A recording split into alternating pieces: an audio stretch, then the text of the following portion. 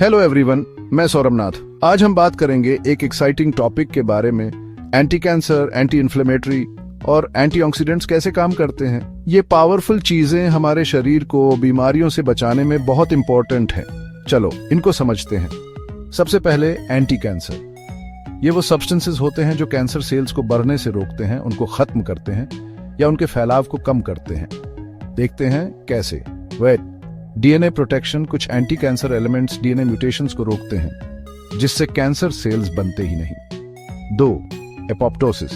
ये एक natural process है जिसमें खराब सेल्स खुद मर जाते हैं। एंटी कैंसर एलिमेंट्स इस प्रोसेस को बढ़ावा देते हैं। 3. Anti angiogenesis. कैंसर सेल्स को बढ़ने के लिए खून चाहिए। कुछ एलिमेंट्स उनकी ब्लड सप्लाई काट देते हैं जिससे उनकी ग्रोथ रुक जाती है। 4. Anti proliferation. ये कैंसर सेल्स के बेकाबू डिवीजन को रोकने में मदद करता है। कुछ नेचुरल एंटी कैंसर एलिमेंट्स हैं।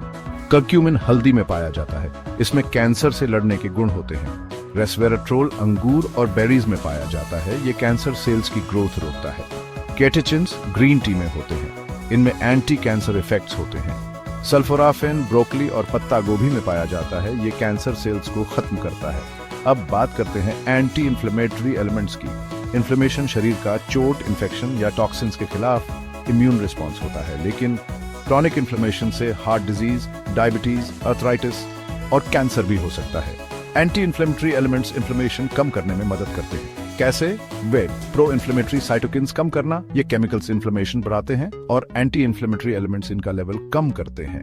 2. ऑक्सीडेटिव स्ट्रेस से लड़ना। ये फ्री रेडिकल्स की वजह से होता है जो इन्फ्लेमेशन बढ़ा सकते हैं। Anti inflammatory elements oxidative stress कम करने में मदद करते हैं। 3. कोलेजन ब्रेकडाउन रोकना।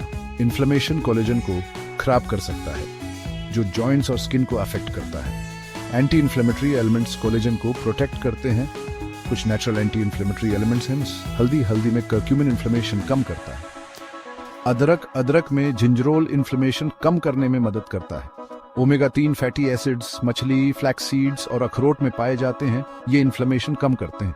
ग्रीन टी कैटेचिन्स से भरपूर, ये इन्फ्लेमेशन कम करने में मदद करती है।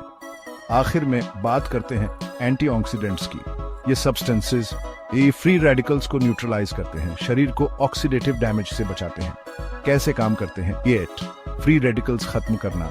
फ्री रेडिकल्स सेल्स को नुकसान पहुंचाते हैं और एजिंग, कैंसर और हार्ट डिजीजेस का कारण बनते हैं। एंटीऑक्सीडेंट्स उन्हें न्यूट्रलाइज करते हैं। 2. इम्यून सिस्टम बूस्ट करना। ये शरीर के डिफेंस मैकेनिज्म्स को बढ़ाते हैं। 3. डीएनए प्रोटेक्ट करना। फ्री रेडिकल्स डीएनए को नुकसान पहुंचा सकते हैं जिससे जेनेटिक डिसऑर्डर्स हो सकते हैं। एंटीऑक्सीडेंट्स इससे बचाव करते हैं। कुछ नेचुरल एंटीऑक्सीडेंट एलिमेंट्स हैं। विटामिन सी नींबू, संतरा और आंवला में पाया जाता है। विटामिन ई बादाम, सूरजमुखी के बीज और एवोकाडोज में पाया जाता है। बीटा कैरोटीन गाजर, पालक और शकरकंद में पाया जाता है।